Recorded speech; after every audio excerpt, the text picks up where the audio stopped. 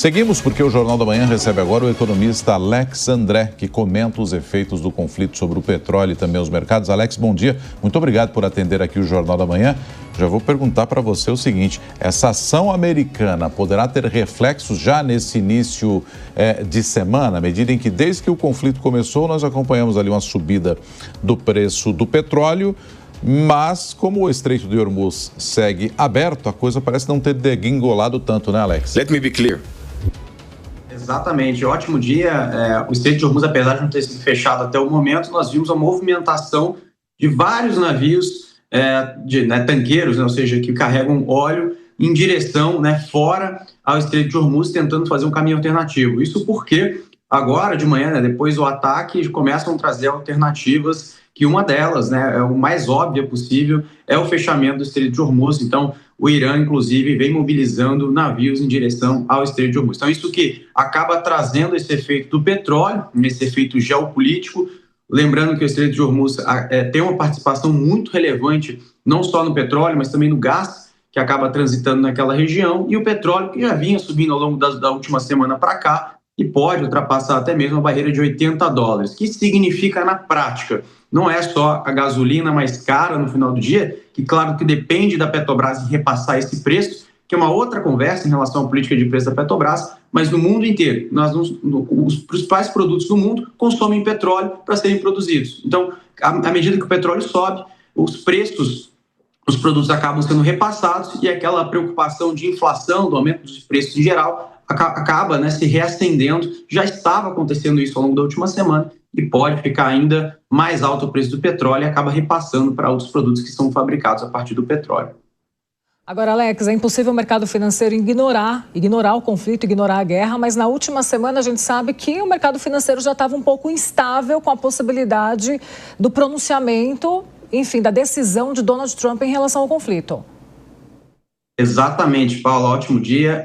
O posicionamento dos Estados Unidos em relação à guerra é muito crucial para entender o quanto o mercado vai colocar em risco, em xeque, o posicionamento dos Estados Unidos em relação ao mercado financeiro global. Estados Unidos, que não é só o maior poderio bélico do mundo, mas também a maior economia do mundo, obviamente. Então, isso acaba entrando em xeque o próprio dólar. Quando a gente olha aqui no Brasil, o dólar acaba perdendo força, entre outras moedas emergentes, então nós vimos aí um patamar muito baixo do dólar ao longo das últimas semanas, principalmente por causa das taxas de juros. Mas agora o cenário pode se inverter, Paulo. A partir do momento que o mundo acaba passando por essa incerteza, essa incerteza geopolítica, os investidores, ao longo dos últimos acontecimentos na história, como nós vimos também entre Rússia e Ucrânia, os investidores acabam correndo para o dólar, ou seja, que é a moeda que é um porto seguro para o mundo. Então podemos ver um aumento de procura do dólar e também os juros futuros, que acabam sendo um termômetro em relação ao apetite de risco do mundo, também pode subir. Então, ou seja, incerteza acaba fazendo bolsa para baixo, dólar para cima,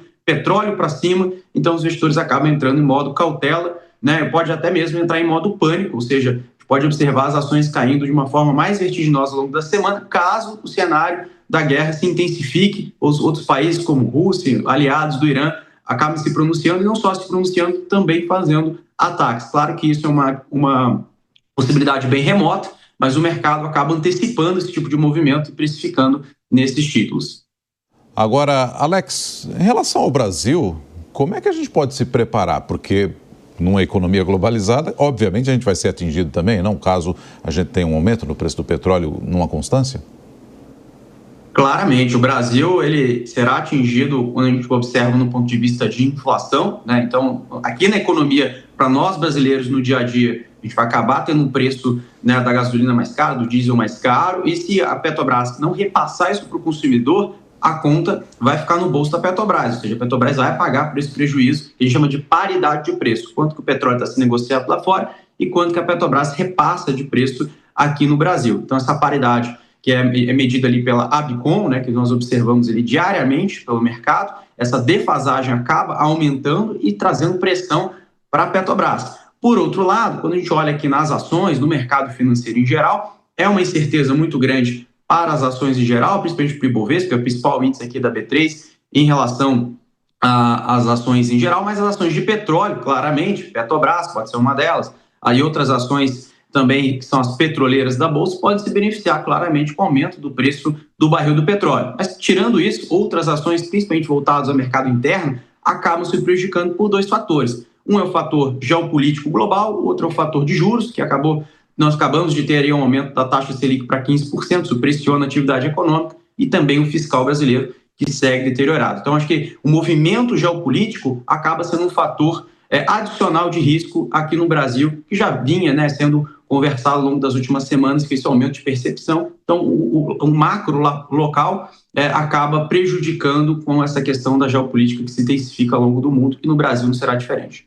Agora, Alex, indo na linha que o Nonato falou, puxando aqui para o Brasil, vale lembrar também que a presidente da Petrobras, a Magda Chambriard, comentou que ainda é cedo para movimentar, para falar sobre qualquer, impacto possível no petróleo, na Petrobras aqui no Brasil. Ainda é cedo mesmo? Queria a sua avaliação em relação a isso. Já deveria ter alguma movimentação, porque nos próximos dias isso pode se agravar ainda mais? Com certeza, Paulo. Acredito que o movimento já deveria ter sido feito, na minha opinião, até porque a Magda Chambriard já tinha comentado também sobre relação de dividendos extraordinários, ou seja, à medida que o petróleo sobe, a companhia acaba vendendo o petróleo no preço mais caro, e isso acaba trazendo mais lucros e mais dividendos.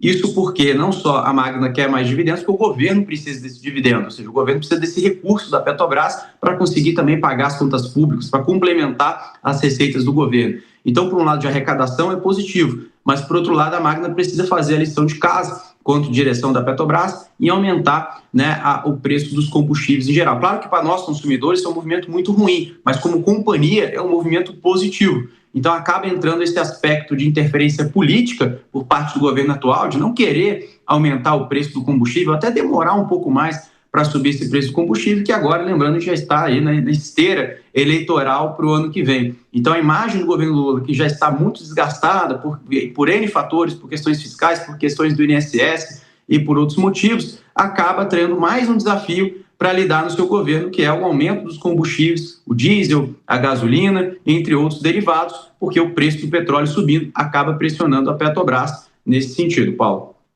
Alex, a gente levantava aqui durante a semana também a questão dos produtores de petróleo, da OPEP, enfim, de outros países também, e se a Venezuela não poderia, de algum modo, tentar aproveitar esse momento de instabilidade, apesar de tantas sanções que eles já possuem. Seria uma saída para os venezuelanos ou não dá nem para contar com isso por lá?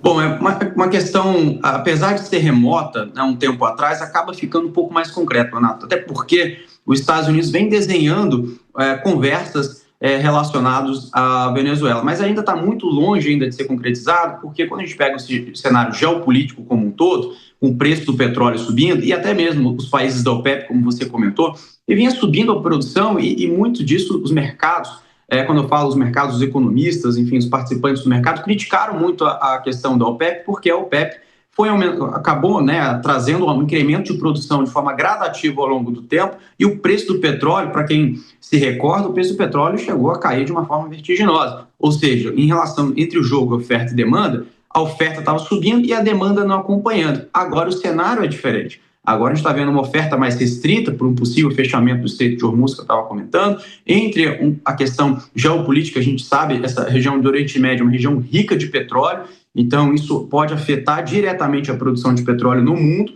E aí a demanda sendo mais constante, como o mercado prevê, o preço sobe, e países produtores, como você comentou, da Venezuela, que apesar de ter aí uma sanção muito restrita, uma questão muito complicada nessa região, pode ser beneficiada, mas a gente sabe que essa questão de geopolítica, ou seja, o movimento geopolítico para liberar a Venezuela ainda está muito distante dessa questão da diplomacia, da exportação do petróleo venezuelano para outros mercados, por exemplo, o próprio Irã especificamente. Então, o petróleo iraniano, por exemplo. Então, acho que esse jogo geopolítico vai ficar muito difícil de ser construído. Acho que o mercado como um todo de petróleo pode continuar ficando mais otimista, então, ou seja, para quem acaba apostando no petróleo como um principal player para esse jogo geopolítico, está ganhando dinheiro ao longo do tempo. A gente está falando aqui de ações relacionadas a esse setor. Eu citei algumas aqui no Brasil, mas no mundo, na Europa, os principais produtores acabam trazendo esse movimento positivo em relação ao preço da commodity, Renato. E ainda tem esse movimento para acompanhar também, né, o petróleo nas ações. Conversamos com Alex André, economista, trazendo os impactos do conflito em relação à economia entre Israel e Irã aqui para o Brasil também. Tem a taxa Selic a 15% aqui no Brasil, né? Tem o dólar também, tem muita coisa aqui no Brasil já acontecendo em relação à economia.